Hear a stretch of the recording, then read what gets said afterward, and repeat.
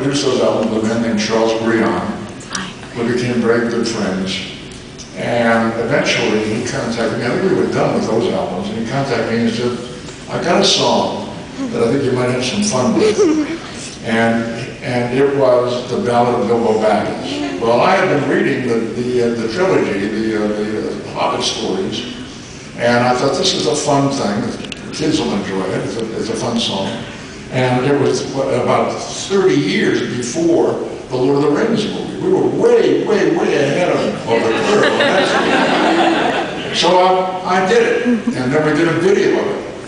And now, I guess because of the Ring trilogy, the movies, that thing has popped up all over the place. It's had over 1 million hits on the internet. Is that you hitting it? I've got the karaoke version. In the middle of the earth in the land of Shire was a brave little hobbit whom we all know.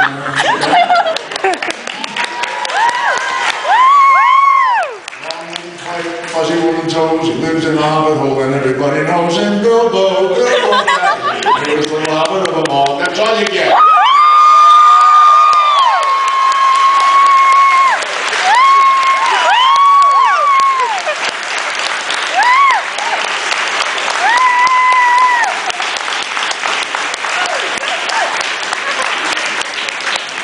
Just be careful what you do in life because it might come back up. No, I thought it was a lot of fun. I had a great time doing it, and I'm glad people are enjoying it. Yes, hi. I came up from North Carolina. Really? So, yes, flew up with a friend. Yes. I was there not very long ago. I spoke at a resort place. I wish I could remember the name of it. So do I. I'm sorry? DeForest Kelley was the only person in the cast without an accent.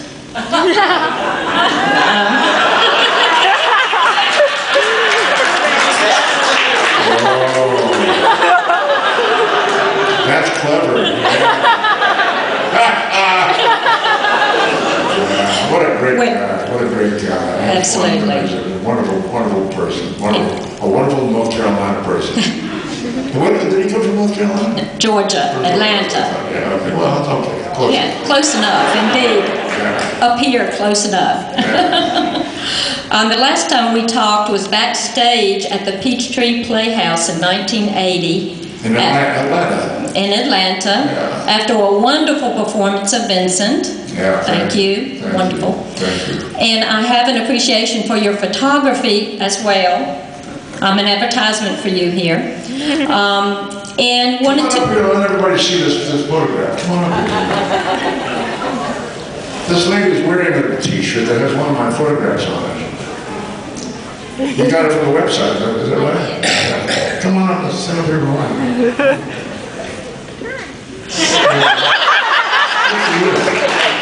There it is, good for you. This photograph was shot at the Hammer Museum in Los Angeles. It is my version of a painting by Henri Matisse called The Dance. And this was a group of burlesque performers who came from San Francisco and were working in Los Angeles on this particular date. And we brought them to the Hammer Museum and we got this photograph in the same kind of conformation as Henri Matisse's painting. And it's in the book called The Full Body Project. It's a story, the book is a photographic essay on the subject of body image in our culture, which is a whole interesting story. I think it's interesting. We are so obsessed with the way we look in this culture, and so obsessed with body weight. And there's a tremendous industry built up around telling women, you don't look right. Buy this diet, buy these pills, buy this exercise program, buy this surgery, and maybe we'll get you closer to what you really should look like. And it's, I think it's kind of cruel, frankly, if you're telling people you don't look right. I think they look wonderful. What's your question? Well, how can I become one of these models?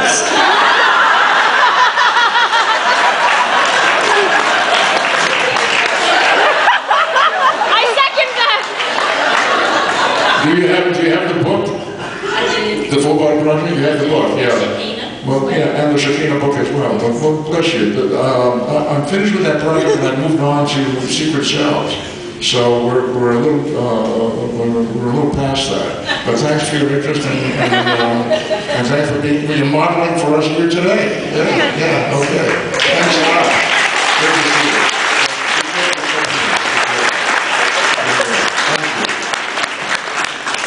Yes, sir. Yes, sir. My name's Jerome Connor. I'm a huge Star Trek fan. As a matter of fact, I'm the regional coordinator for New England for Starfleet International, the International Star Trek Fan Association. Whoa. 4,000 members strong. This is an important person. Not really. The regional coordinator? Regional. Regional coordinator. Yes, sir. For? Starfleet International, the International Star Trek Fan Association. Yes, sir. I should be saluting you, sir. How did you get that position? I've been a member for 20 years, and I basically just worked my way up. And I was voted in by the presidents of the chapters in New England. Good for you. All Thank right. you. Okay. Thanks for being here. Thank you. Thank you Where for do you coming. live? I live in Chelmsford, Massachusetts, a suburb of Lowell. Okay. Got it. Okay. What's happening in Lowell? Lowell used to be a big textile town. It's not so much. It's high tech now, and the mills are very expensive condos, and they're really renovating the town and turning it very renaissance of a variety of different things. Well, I'm happy to hear that. A lot of these textile towns in Massachusetts just were really damaged badly in terms of business. They just shut down. As a matter of fact, the Museum of Contemporary Art in North Adams, Massachusetts, is all based in what used to be mill buildings that shut down some years ago, and the whole town died. Yeah. And Massachusetts has revived the town by creating that museum, so that's good news. Absolutely. Okay. You have a question? Yes, sir. My question for you is since Star Trek has been around for well over 40 years now, and you've been an integral part of it, how do you feel about how Star Trek and what it represents, especially the original series, has permeated culture and society throughout the world? Well, I'm very proud of it. I'm very proud of it. We took on some very interesting and important issues. And I would hope that the future movies will do the same thing again. This last movie was preoccupied with loyalty and camaraderie and building a team to put the Enterprise into space as a functioning, functional entity. And I think they did a very good job of that. I'm hoping that in the future they will get on to doing some of the things that we took on. They should take on global warming, they should take on terrorism, they should take on some of these issues that we are so preoccupied with today and make some comment on it, because that's what science fiction does best, is to put the stories in the future that make comment on our present condition. And I think we did that very well in the 60s, and I'd like to see them get back to doing that in the future. And thank you very much for being here. Thank you very much. Yeah.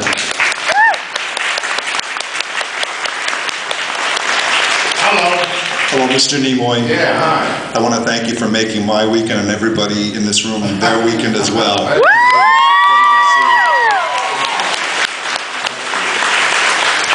I'm an old fan from way back. I used to audio record the show by the speaker so I could listen to it later. You audio recorded the show? I was desperate. Wow. I love Is that legal? I don't know if that's I'm gonna have to destroy those tapes. No, don't destroy it, but don't tell anybody outside this room that you have it.